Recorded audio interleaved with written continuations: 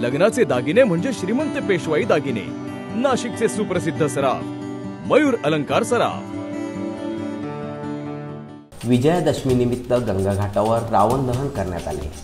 दुष्ट प्रवृत्तींचा नाश करण्याचा संदेश देत तसेच विजयादशमीचे औचित्य साधत दरवर्षीप्रमाणे यावर्षी देखील परंपरेनुसार गुरुवारी सायंकाळी चतुर संप्रदाय आखाड्यातर्फे रामकुंड वाहन तळावर रावण दहन करण्यात आले। यावेळी गोदावरीला वाहते पाणी असल्याने दरवर्षीच्या रावण दहन नियोजित जागेत काहीसा बदल करण्यात आलेला होता। रावण दहन होण्यापूर्वी सायंकाळी पंचवटी परिसरातून श्रीराम, लक्ष्मण, हनुमान, वानरसेना, रावण, कुंभकर्ण, बिभीषण यांची वेशभूषा करून व केशभूषा करून पारंपरिक वाद्य वाजवून मिरवणूक काढण्यात आली। यावेळी रावण दहन करण्यात आले। या प्रसंगी मोठ्या संख्येने भाविक उपस्थित होते।